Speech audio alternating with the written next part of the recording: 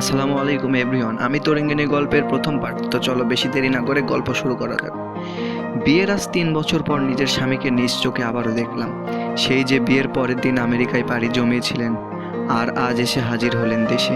গাড়ি থেকে নেমেছেন এইমাত্র, পরনে কালো স্যুট কোট, পায়ে চকচকে জুতো, হাতে ব্র্যান্ড ওয়াচ, চোখে সানগ্লাস, একদম নায়কদের মতো একটা ভাব। আর থাকবেই না কেন, শেখ সিস্টেমস নতুন সিও আজ থেকে তিনি। এতদিন তার মা ছিলেন, আজ থেকে তিনি দায়িত্ব নিয়েছেন। আর তাই তো এয়ারপোর্ট থেকে বাড়ি না গিয়ে সোজা চলে এসেছেন অফিসে। সাথে একজন মেয়েও আছে। বাহ, এন্ট্রি যেমন নায়কের, সাথে নায়িকাও। তার সাথে নারী দেখে আমার অন্তর পড়ে যাওয়ার কথা, কিন্তু আমার কিচ্ছু হচ্ছে না, কারণ উনি শুধু নামেই আমার স্বামী। বিয়ের পরে উনি চলে গিয়েছিলেন আমেরিকায়। এটা কি কোনো কথা? বিয়ে জোর করে দেওয়া হয়েছে বলে স্ত্রীকে ছেড়ে চলে গেলেন। কাপুরুষের মতো একটা কাজ করেছেন উনি। ওনার বাবা মা আলাদা থাকেন, ওনার বাবা আমেরিকায় আর মা দেশে। এই 3 বছরে তিনি বাবার কাছেই ছিলেন। তার মা একজন বিজনেসম্যান। যাই হোক, আমার স্বামীর নাম রেজওয়ান, পুরো নাম রেজওয়ান শেখ, আর আমি নওরিন আরা নুজা। সবাই আমাকে নুজা বলেই ডাকে। গত 3 বছর ধরে রেজওয়ান স্ত্রী হয়ে তার বাড়িতেই আছি। আর কি বা করব, এতিম হয়ে এসেছি এই দুনিয়ায়। তাদের অফিসেই কাজ করি, ওনার মায়ের সেক্রেটারি হয়ে। আজ থেকে হয়তো ওনার সেক্রেটারির দায়িত্ব নিতে হবে। রেজওয়ান গাড়ি থেকে নেমে অফিসের দিকে এগিয়ে আসেন। ম্যানেজারের ফুলের তোড়া দিয়ে তাকে স্বাগতম জানান। তিনি ভিতরে যাচ্ছেন আর সবাই ফুল দিচ্ছেন। আমিও বিরক্তি নিয়ে ফুল ছিটিয়ে দিলাম। আর কি বা করব, এছাড়া কোনো উপায় নেই। হঠাৎ রেজওয়ান থেমে যান। আমার লক্ষ্য করে সানগ্লাসটা খুলে বাঁকা চোখে কিছুক্ষণ তাকান। কিছুক্ষণ তাকিয়ে মুখটা কঠিন করে ফেলেন।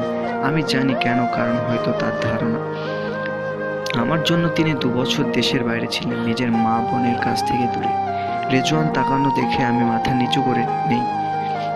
না জানি কি বলেন, কিন্তু আল্লাহর হুকুমে কিছুই বললেন না। চুপচাপ অফিসের ভিতরে চলে যান।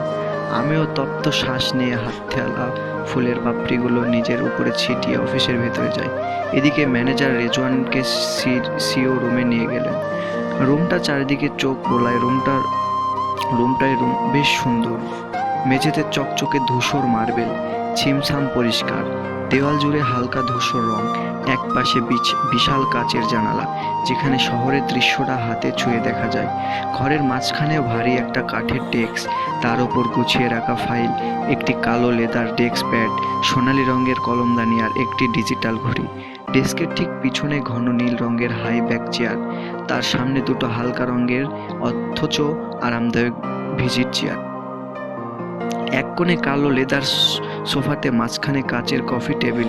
টেবিলে একটি বাটিতে সাজানো শুকনো ফুল, পাশে ম্যাগাজিনের স্তূপ। দেওয়ালের এক পাশে কাঠের শেলফ, সেখানে কয়েকটি পুরস্কার, কয়েকটি বই আর একটি ছোট সুকুলেট গাছ। ছাদের ঝুলানো নরম ছড়ানো সিং লাইট।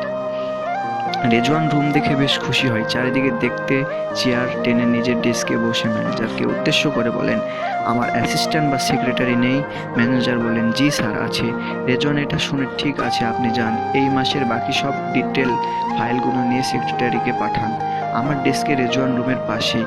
ম্যানেজার এসে আমাকে ফাইল নিয়ে রেজওয়ানের রুমে যাওয়ার জন্য বলে। এটা শুনে ভয় আর টেনশনে আমি একেবারে শেষ হয়ে যাচ্ছি। না জানি কি থেকে কি হয়, তবুও নিজেকে সামলে নিলাম। সব ফাইল গুছিয়ে নিয়ে ওনার রুমের দিকে দরজায় নক করলাম। May I come in sir? উনি চোখ তুলে আমার দিকে তাকিয়ে কিছু মুহূর্ত নীরব থেকে উত্তর দিলেন, কাম। অনুমতি পেয়ে আমি ধীরে ধীরে ভেতরে গেলাম। ফাইলগুলো টেবিলে রাখলাম। তারপর টেবিল থেকে একটু সরে গিয়ে বললাম, স্যার, এখন সব ডিলের বিস্তারিত আছে, আপনি দেখে নিতে পারেন।